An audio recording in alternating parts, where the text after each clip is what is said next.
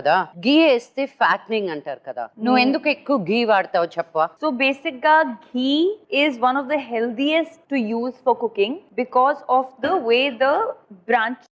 So olive oil చాలా మంది cook లో యూజ్ చేస్తారు కదా, అది కార్సినోజెనిక్ ఉంటుంది. So ghee actually has a good smoking point where మనం తడకా చేస్తాం.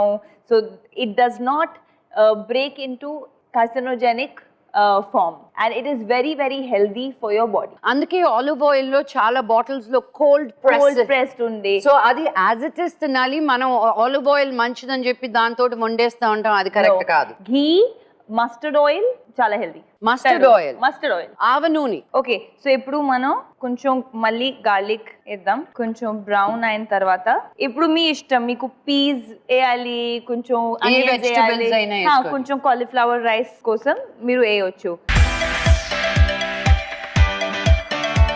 దాని తర్వాత